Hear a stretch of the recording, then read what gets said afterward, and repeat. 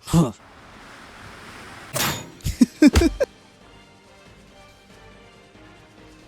The parry is one of gaming's most iconic mechanics. Well, that is if you're playing any game with relatively real-time combat. While not being something that is always necessary, it is a welcome addition in any series in which it appears.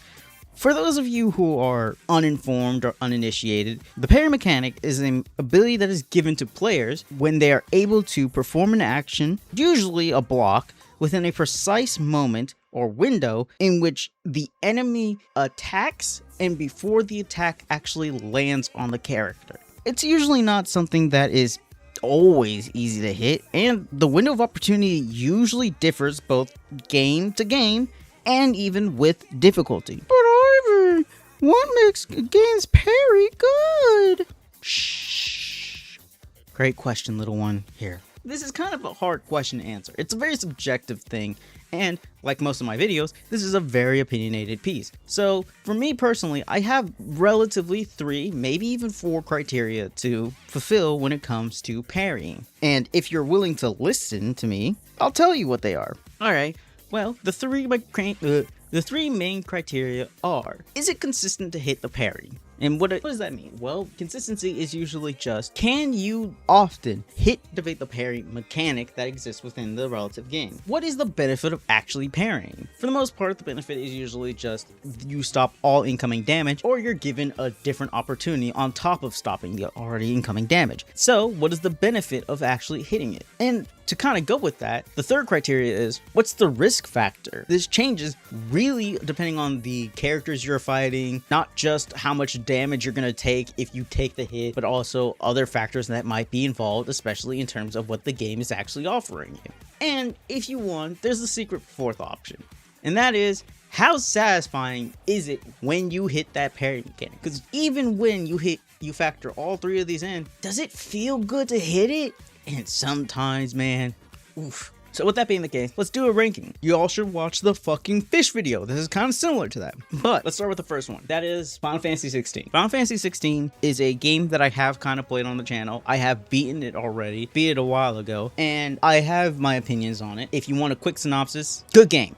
Yeah, real quick. But anyways, if you want an even quicker synopsis on the combat's really good. It's very fluid. It's very interesting on how it takes the formula that it builds on and uses it to its advantage. But with that being the case, how's this parry mechanic? I could talk endlessly about how the actual combat is very fluid. It's very much based on timing and understanding what you have at your disposal and using it all to your advantage. But when it comes to the parrying mechanic, it is one thing in your belt of tools. This shit is like the Batman belt. It has anything you want. Let's break it down based on actual points. Point 1, you're not going to be hitting this thing consistently. The actual way to parry in the game, even though there are technically icon abilities that make it so that if you hit it on timing with the action of an attack coming to you, you're allowed to counterattack, they don't really count as parrying. You could theoretically count it as parrying yourself, but I don't, because there is a specific mechanic, a specific bonus point for hitting the parry called parrying. And the way to do it in this game is you have to specifically hit the enemy's weapon as it's right about to hit you. And it's not easy to hit. Usually if you're going to hit this, you're not doing it purposefully. You're usually going to hit it when an enemy attacks and they're in the middle of your combo and you forgot to dodge. Sure, there is the theoretical statement that you could take your time and constantly hit back the opponent, but for the most part, you're not gonna always be purposely hitting a parry. It's usually going to be an incidental action on top of whatever you are doing. Okay, well, if you can't hit it consistently, what's the benefit of hitting it? Well, the benefit of hitting a parry is that time slows down, the opponent gets staggered, and you're allowed to hit them for however long this time slowdown already exists. Granted, you're allowed to do that normally anyways. For the most part, most enemies don't die, but it is, it's beneficial, sure. But for the most part, you would rather just continuously hit, dodge, and use a few icon abilities. Parrying itself is decent, but it's not better than just playing the game normally. When you hit it, it's good, but it's whatever. The risk of actually attempting to hit a parry in Final Fantasy 16 though, there's no reason to actually do that. Now, what I mean by this is that, sure, the risk factor of getting hit is that you lose some speed, and that's already kind of annoying. But also, getting hit in Final Fantasy 16 does mean you lose out on your combo multiplier. Kind of on a similar level of how DMC and everything has a combo multiplier. Final Fantasy 16 own combo multiplier, why can't I say this word? Multiplier on top of what you're doing, especially if you're doing time trials and things of that nature. The risk of getting hit actually is a detriment, especially on your time multiplier.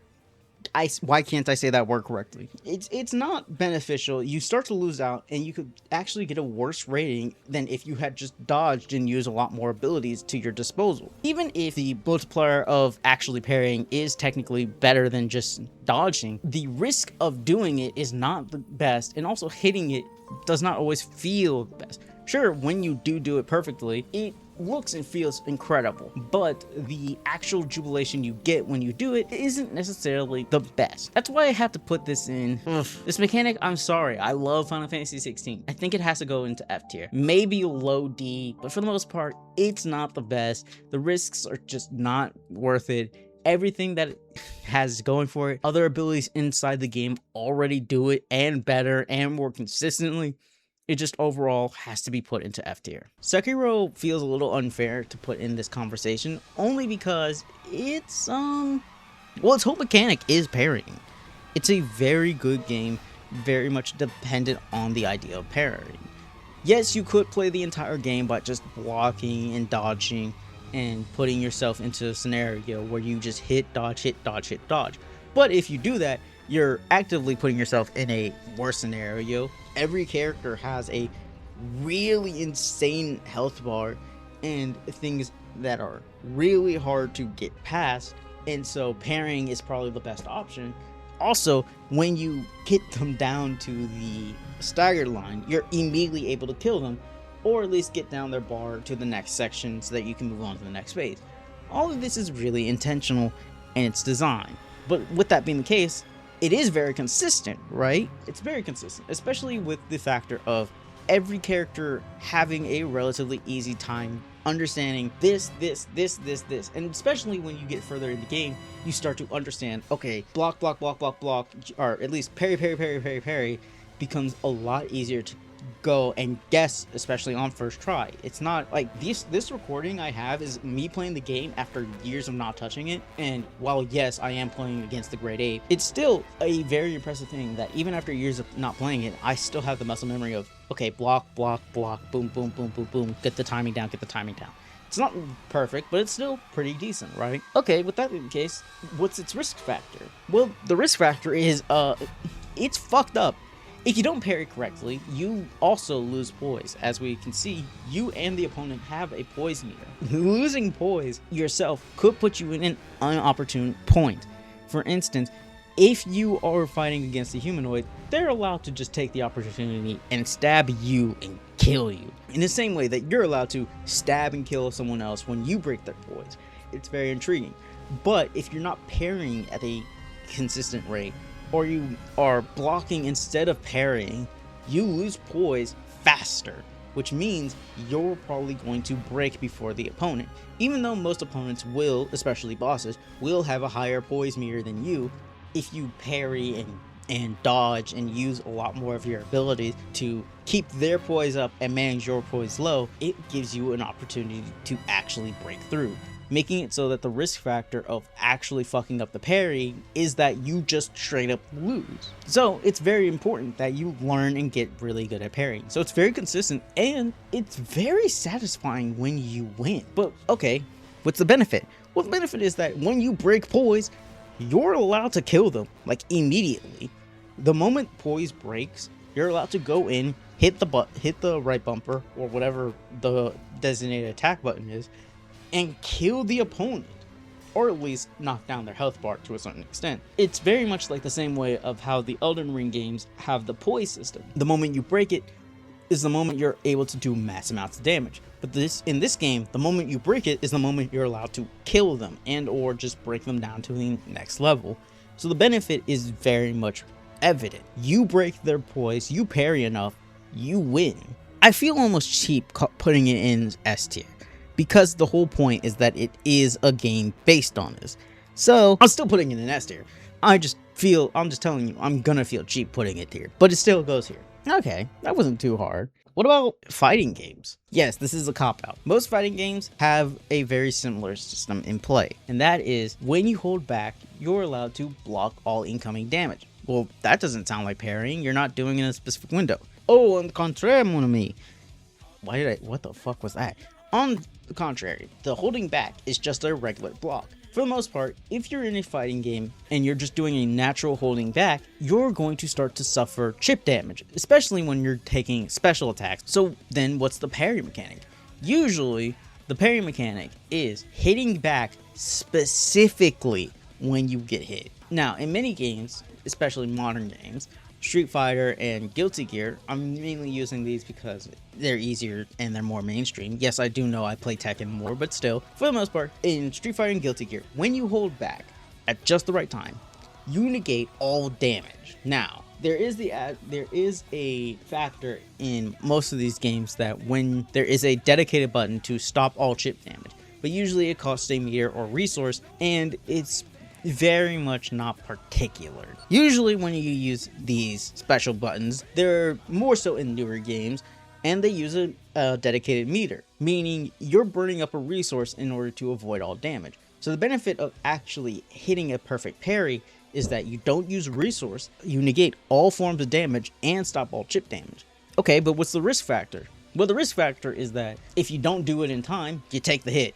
If you do it in time, if you don't do it in time, but you're too early, you just don't take as much damage. So it's very situational.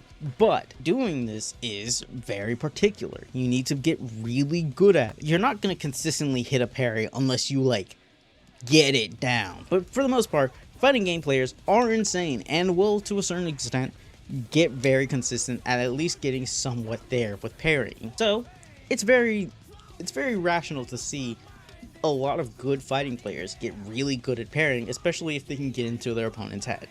So can you consistently do this? Not if you're a casual, but it's not necessarily that important. Is it beneficial? Again, on the lower level, you're not going to really need this, because by the time you hit this, you're probably also getting caught in a blender combo, or you fucked up and didn't realize that you were actually blocking correctly, and you're still going to take some chip damage. For the most part, a casual is not going to need this. Not going to be able to do this consistently. It's not going to be that beneficial to them, and unfortunately, the risk of trying to hit it is not worth it, especially in newer titles.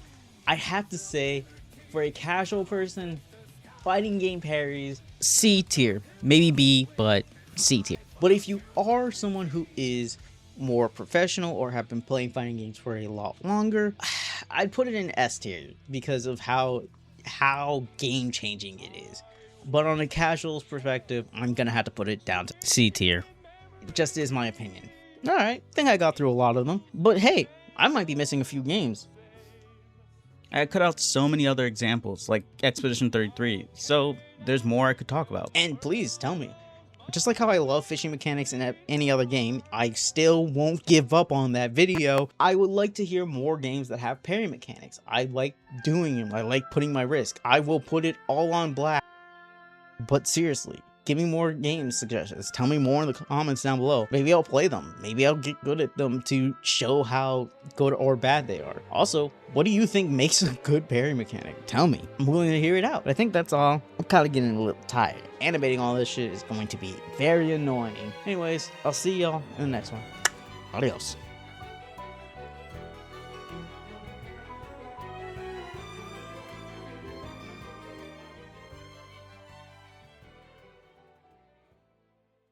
Viva la gun!